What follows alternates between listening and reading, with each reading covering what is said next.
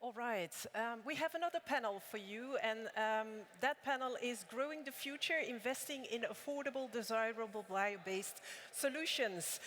So many of the solutions needed today to decarbonize our economy already exist. Now, the challenge is no longer whether innovation is happening, but the challenge is really to scale those solutions. Now, Europe has a vibrant ecosystem of researchers, entrepreneurs, and startups developing bio-based materials and technologies that can transform the way we build and the way we manufacture and consume. Yet many promising innovations never reach the markets. I said it before. Bridging these gaps requires more than finance alone. It requires and needs infrastructure, supportive regulation, investments, design excellence, and of course, the trust of the public. And this is where NEB can play a unique role. It reminds us that successful innovation must not only be technically feasible, but also viable economically. It must also be desirable, of course, accessible and meaningful for the people who use it, people, communities, cities, everybody. And today's panel will explore how Europe can help bio-based innovators to become industrial leaders of tomorrow while ensuring that the transition remains affordable, attractive and regenerative. I am delighted to welcome my panelists today. We have Alessio Colombo, Veronica Manfredi, Ramona Daniela Dragomir and Professor Axel Mios. Alessio,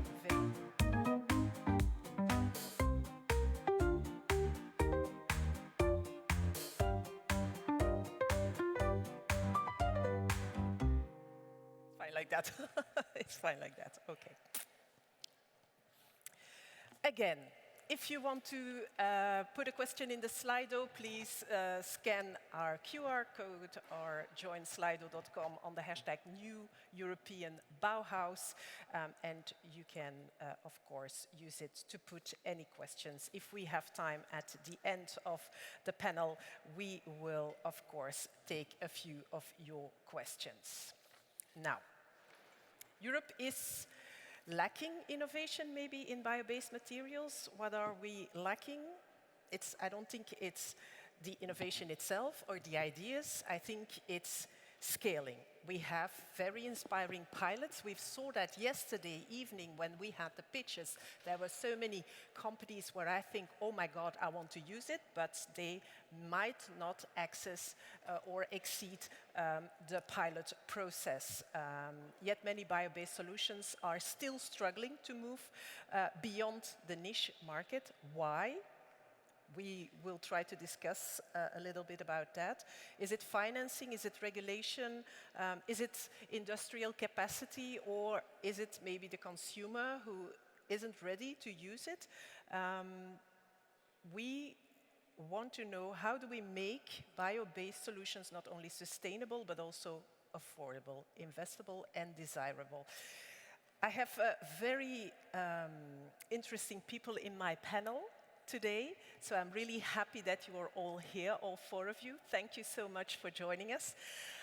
I would like for you to take 2 minutes to present yourself and present the company or the institution you work for. So we will start, of course, with Alessio.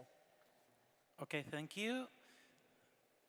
Good afternoon. I'm Alessio Colombo, and I'm a geologist. I'm the co-founder and the CEO of Rice House. That is a small startup company, today B Corp certified company. And basically, the aim of our project is to make in contact agricultural waste with construction sector. So Rice House is a real focal point of a supply chain that can take waste bioproduct from rice cultivation, so rice residues just like straw and rice husk, and put in together with our own recipe and IP content in a construction material. This construction material is made by a series of companies. They work with us in an area strictly close to the rice fields. Every product we have are connected to a supply chain of 400 kilometers based on northern Italy, where obviously there's the base of the rice house and mainly the rice cultivation, rice fields. Today we arrive to have over there 30 construction product, architectural product that can go to the market by ourselves, by Rice House, in in one approach, one by one product, or with the idea of the entire Rice House project. As you see in the video behind me, there's a lot of realization we made using only rice byproduct that becomes rice products, construction products. Thank you very much, Alessio. Yes, I would like to give the floor to you. So good afternoon, everyone. My name is Veronica Manfredi. I'm the director in DG Environment, overseeing the sound implementation of the Zero Pollution Action Plan, the European Water Resilience Strategy, and I would say particularly importantly for the discussion of today, the entire green urban agenda. So I'm here today because, of course, DG Environment is particularly proud to have worked hand in hand with other Commission services to deliver in November a bespoke bioeconomy strategy, which has at its core precisely how to support the better uptake, upscaling of bio-based products, of which Alessio is such a nice example. And to start replying without entering into details in some of the challenges that you've been asking us, I think that the big chunk of the problem is also to make the solution simply much more visible and much more sexy, may I use this word, vis-à-vis consumers. With our buildings representing 42% of the total energy consumption of the EU, but also of 50% of material extraction and 35% of total waste generation, they represent a very interesting incubator for this change. So upscaling is the name of the game. Thank you very much, Ramona. Thank you. Good afternoon. My name is Ramona Dragomir. I'm a principal banker working for EBRD, the European Bank for Reconstruction and Development. For those of you who might not be familiar with this bank, EBRD is an international development bank. It was founded in 1991. And it's now owned by 77 countries and the European Union as well as European Investment Bank. So we are a supranational institution. The mission of this development bank is actually to invest in sustainable private-led investments that have certain features which most important are that they should be green, inclusive, resilient, topics that are very much on the table today to discuss. Moreover, another very important characteristics of the EBRD is that we are additional. This is a buzzword that we use frequently in the bank. There's no project that we can do if we don't have this additionality. And what this means is that we need to bring something extra to the table that commercial banks, private investors cannot bring. And this might be actually to de-risk a specific project, or might be to crowd in other private investors. So, because we are not here to crowd out any commercial investor, but rather to what we call mobilize, meaning to bring to the table more investors. But we can talk about this later on. With just one more mention that besides financing, we are also heavily involved in advisory support for SMEs, for companies that are in growing phases in all our countries of operations. We are active in 38 countries of operations across CEE, Central Asia, CEMED, and more recently also Sub-Saharan Africa. So advisory services, as well as the bank has experts that are engaged in public policy, in policy dialogues with the governments in the countries that we operate in. Thank you. Thank you. Axel? Yeah. Let's see if my slide come. My name is Axel Mjøs. I'm head of the finance department at the Norwegian School of Economics, and I'm also in the NEB expert group. And where I want to start is with something I learned. Let's see if this works. Yeah. Yes. I chair the Norwegian government's Nature Risk Commission, and bioeconomy is closely related to nature risk, because almost everything we do in society is either dependent on the contributions from the nature or impacting it. And well-developed bioeconomic products and processes can actually handle both of them. Less negative impact and more and less risky dependency. And being a finance professor, this is about values. And in any business you want to run, you need to deliver a value that the consumer and society is willing to pay for. And one of the challenges here is that probably the consumer is not willing to pay the cost that it is to make it. But for this to scale and to be sustainable, we need the first bar, being the value to consumer and to society, to be larger than the price they're paying, and certainly larger than the cost, what it's costing.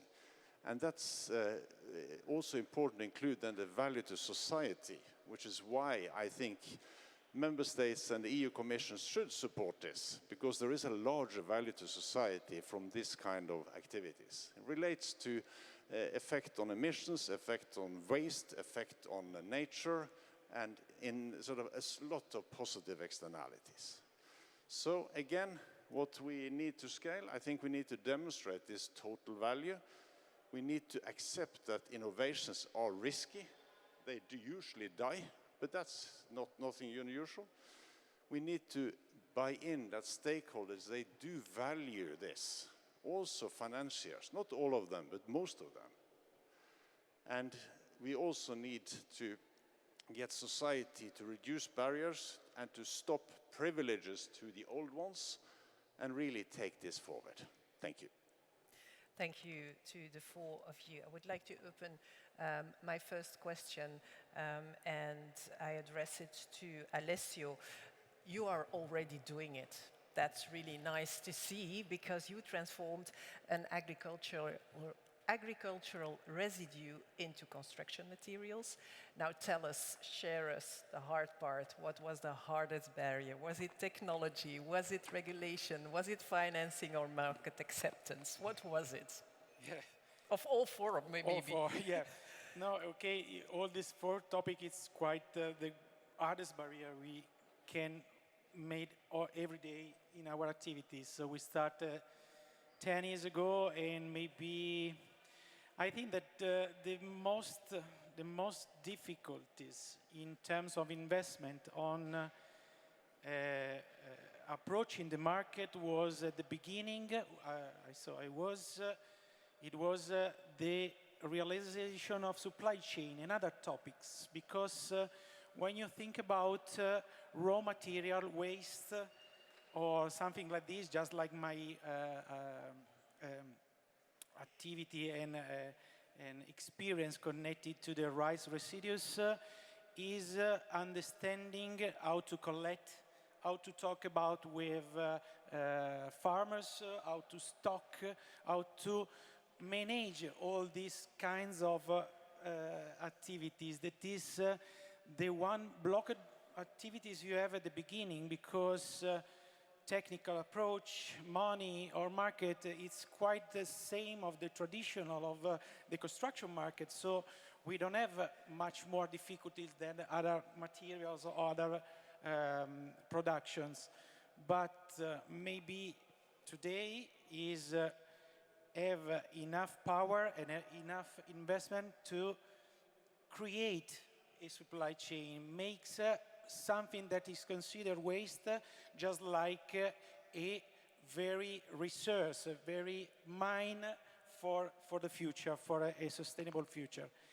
And in the end, when you are stuck all these, these problems, the real problems, for my opinion, is the regulation. Because today, maybe in Europe, we are talking about the framework of regulation, but at the end, as a producers, we are talking about with builders, with building company. They are very traditional. They are very focused on their regulation, their traditional activity, and changing in mind all their practical activities. It's quite very difficult without any strictly regulation.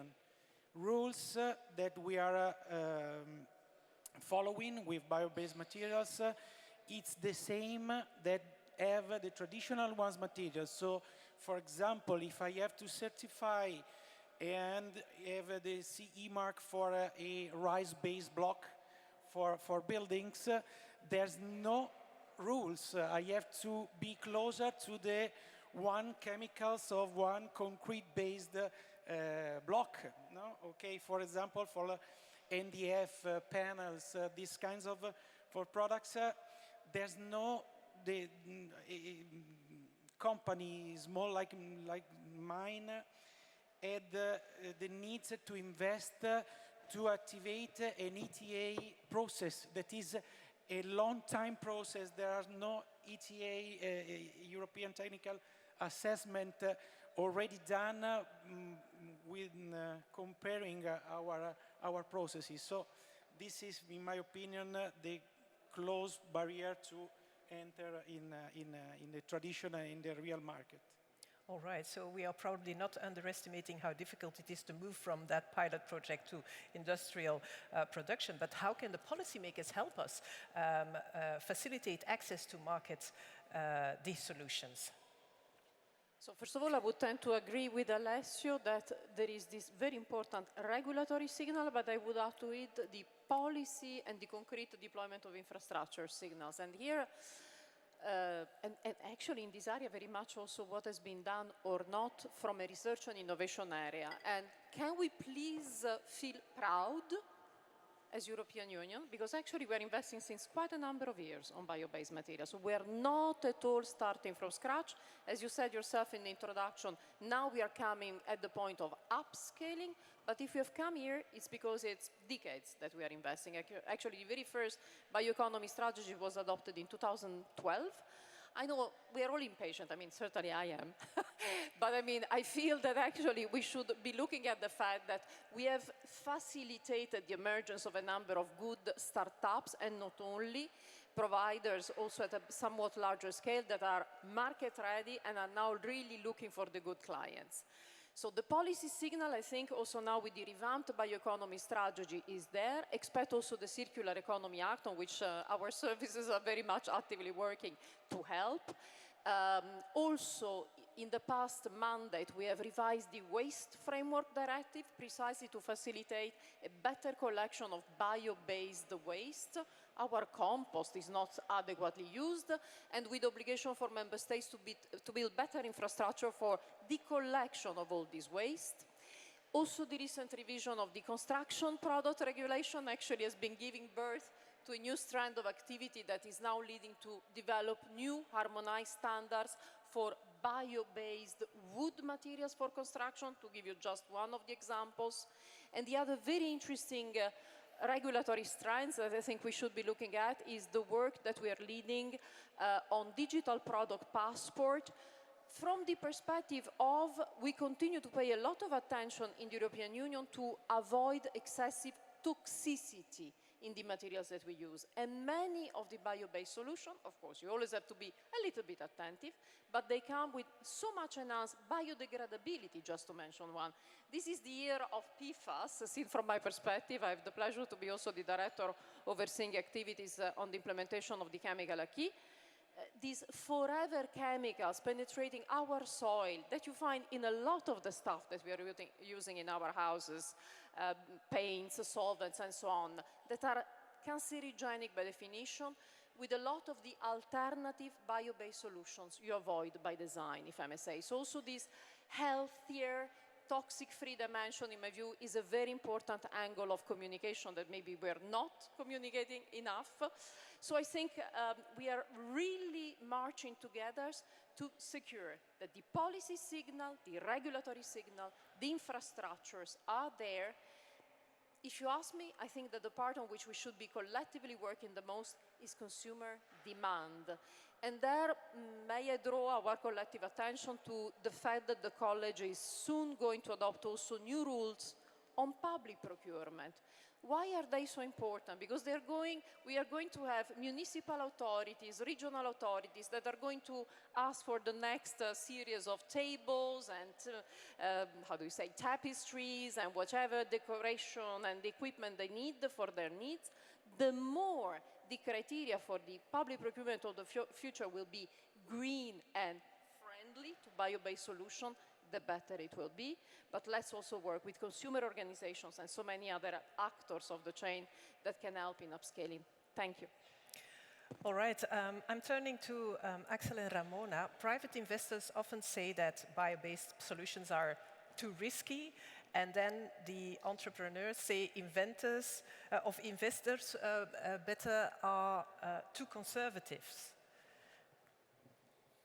Are they? Who is right? I would say yes. Both are definitely absolutely right. Because entrepreneurs look at investors who say, oh, okay, you are calling my project that it's technology proven as risky. I need funding. What's the issue practically? While investors. On the other hand, we look at when we talk about going from scale-ups, from startups to scale-ups, we talk about larger investments. So in the area of above 50 million euros. Startups are getting financing from venture capital funds that are investing lower amounts of money.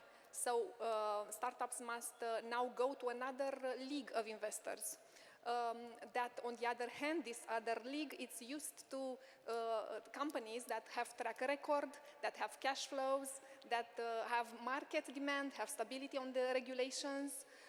So there's definitely a gap of this middle need for financing that needs to be met. So because this is another bottleneck for sure, the financing part. There are things that every actor on the market can do to improve access to finance for startups in bio-based solutions. Because I represent the development bank, we are as a mission, in our mission, it is to contribute to the de-risking this type of innovative projects and to scale those up. And by having, for example, a development bank as EBRD at the table, by default will give confidence to other investors to step in. Of course, we are not alone, and the answer or the solution is very mixed.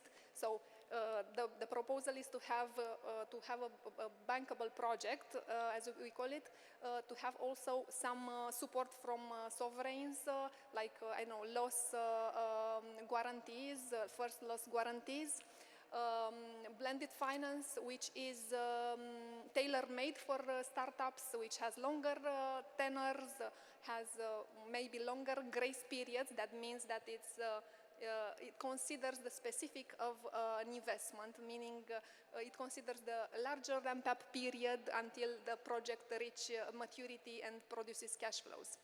So both are right, investors, entrepreneurs, and the solution is complex. However, it can be done if we are all contributing with our what we can do. Yes. Axel? Yeah, I think we share the view, but still let me elaborate a little bit.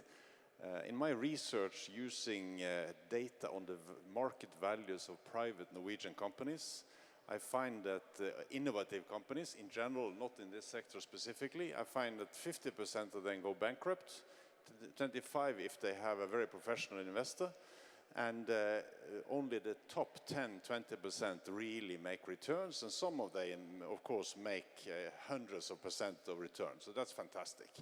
But I mean, if you're in innovation, it will be risky, and that is also why you need either blended finance and de-risking, as you talk about, or in any case, very capable investors with competence and deep pockets.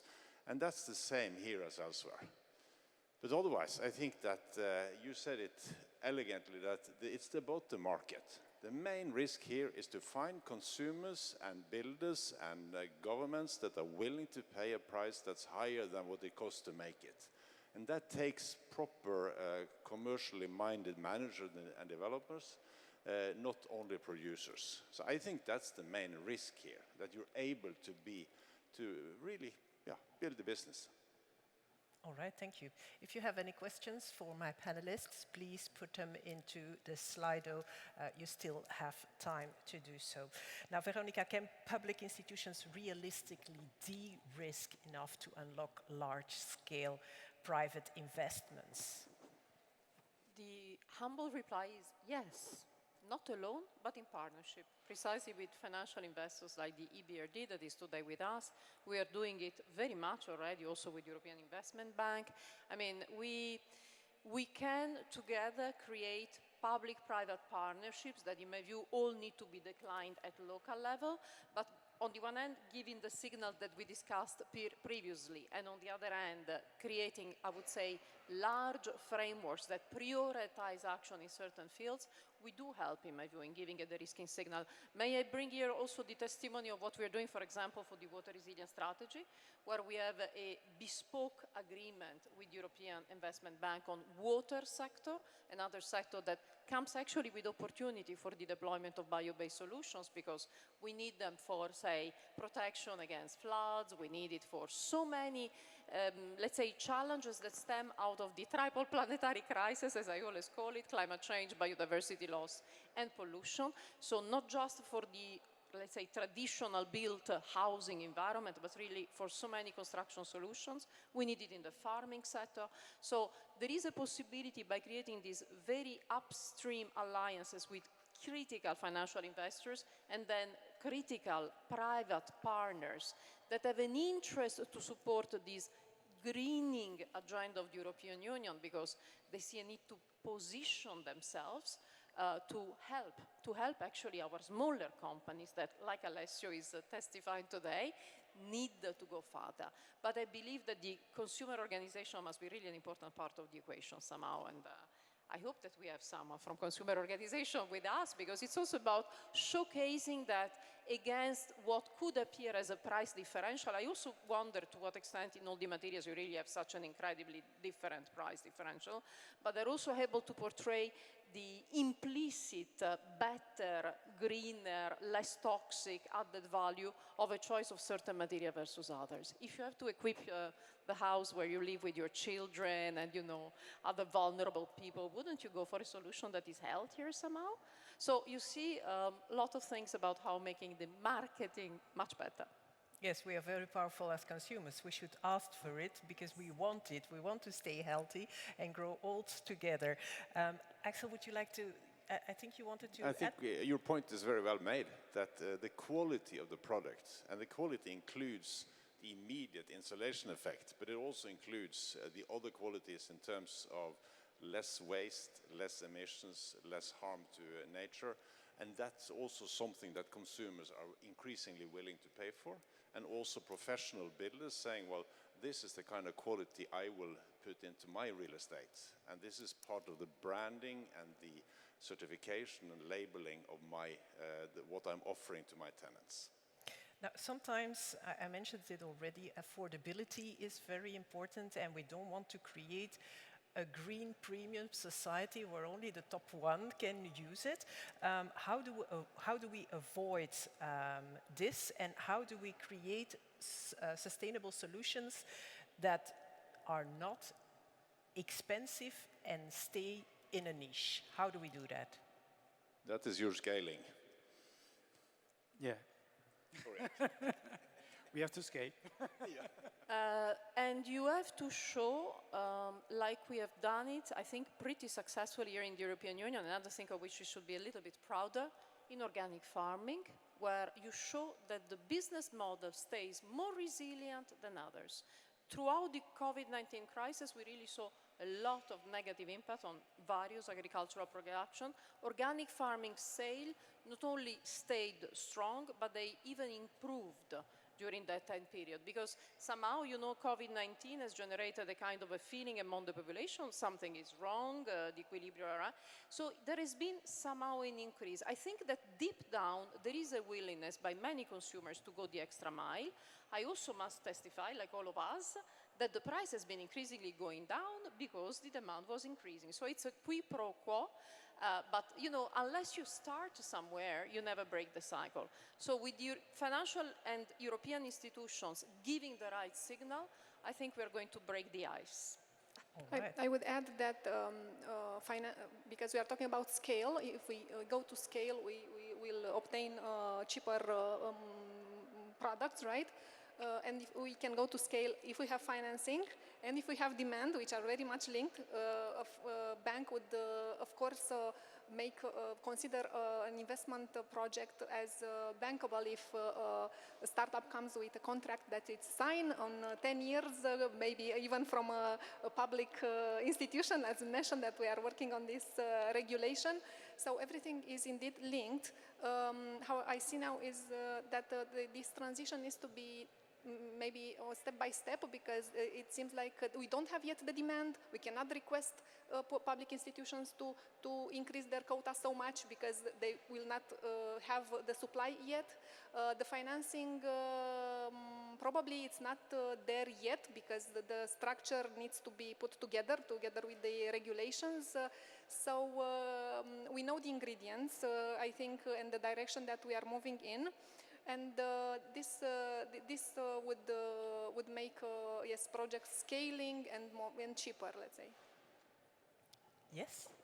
I just wanted to add that we have very recent developments. Actually, colleagues tell me that no later than this Wednesday, we have launched the Biodiversity Investment Deployment Group out of an alliance of national promotional banks. So we are really putting our mouth there where the lip goes.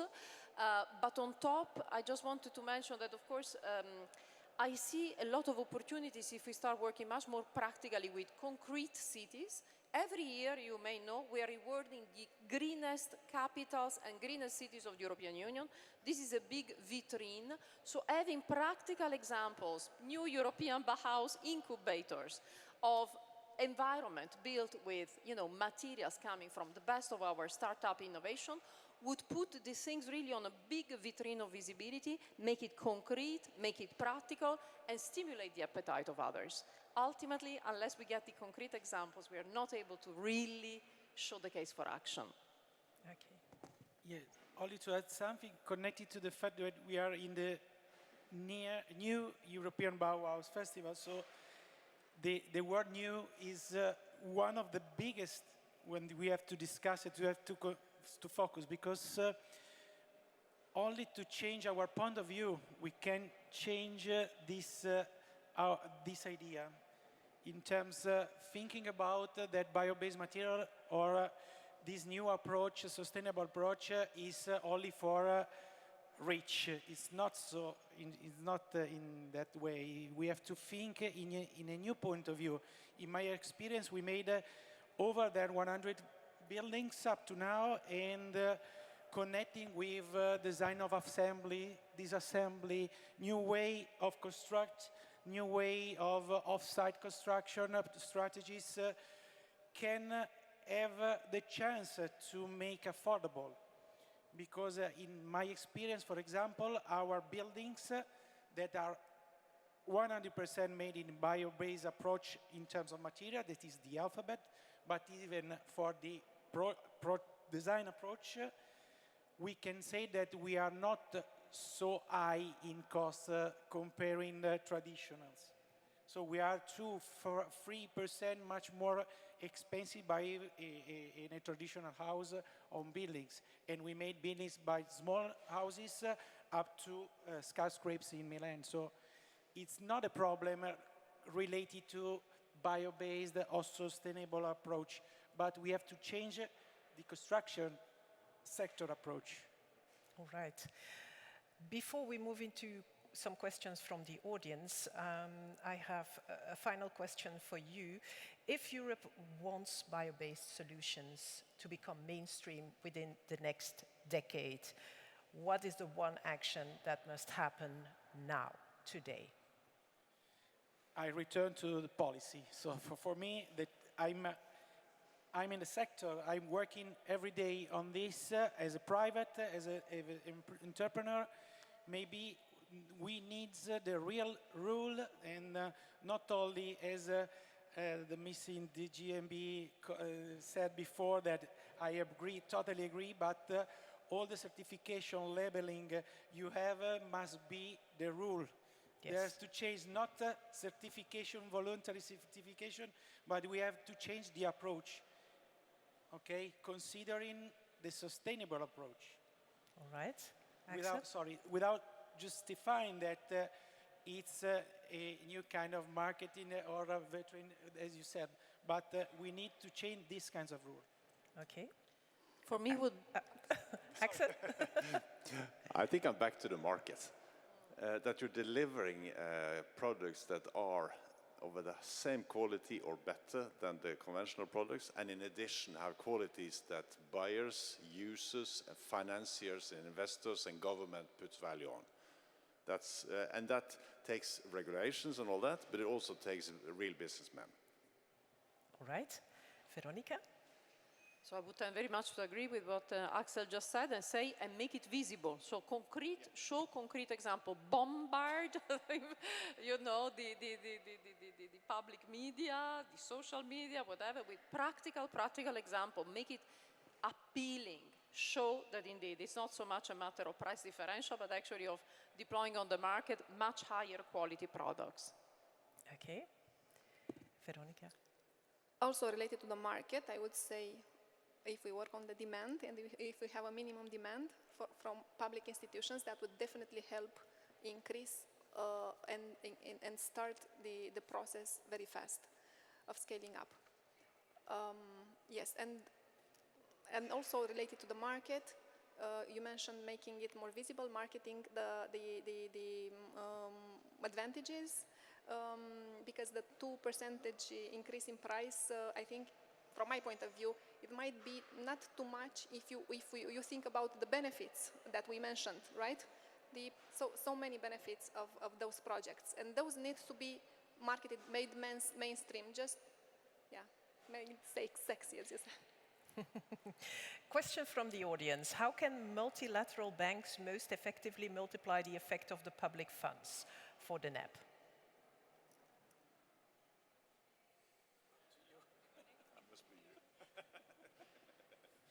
For me. Can you say it again, please? Yes, how can multilateral banks most effectively multiply the effect of the public funds, the guarantees, the blended finance for the NEP? So, by definition, as I mentioned, a development bank takes more risk in a project. So, after assessing a specific project, if EBRD decides to actually invest in that project, the presence of EBRD in this syndicate of investors attracts these investors as well. On the other hand, if we work together with public institutions so that the entire syndicate of investors benefits from what I mentioned earlier, maybe a first loss guarantee, which of course the public institution, the governments do not need to cover and to finance an entire project 100%. However, a small part of a guarantee, which is unfunded, meaning that they would not take money out unless the project fails. However, this small addition to the overall specific financing structures brings confidence to other investors and mobilizes private money.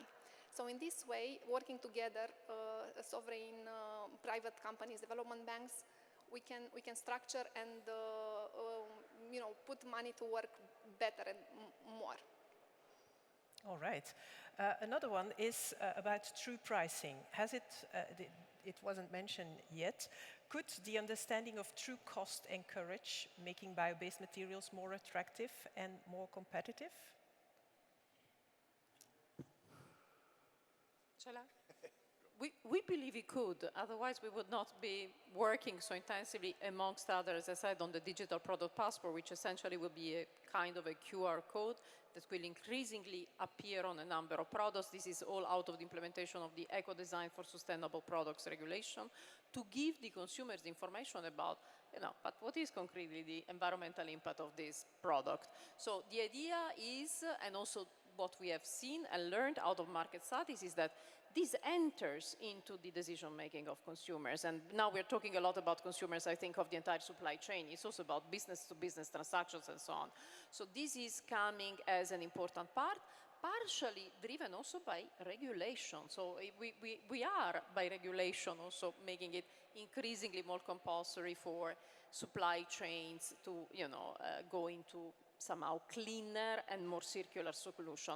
Let's also not forget that the entire circular economy that is quintessential, those times in which we see how much our strategic dependencies are harming us, is hampered by solutions that are not sufficiently toxic-free, biodegradable, sustainable. So we have a strategic interest to move that way. Excellent. I think the flip side of focusing on the value of these kind of solutions is to put the true cost on the alternatives. Meaning the polluter pay principle, that you have to pay for emitting too much CO2, etc., etc. And to me, either or, it depends on the situation and the market and sort of more tactical assessment, but it's effectively the same policy, so that we get the true value of the good solutions and the true costs of the other ones. Yes, sorry, I totally agree with you, Axel, because it's the real thing is connected to the true cost of the traditional petrochemical and synthetic materials. That's it, because they are costs that society, environment are paid by us, and not directly when you buy as a buyer this product. I totally agree. All right, I don't want to sound negative, but somebody asked about the fact that we are fully in multiple crises. We are in a polycrisis. It's not very appealing to invest in crisis preparation, but how do you make a business case that will make money when you have to tackle something like climate resilience or emergency preparedness? So I started from this in my project, because as you think that you can think locally, so you can produce in local, and then not exporting product, but exporting ideas.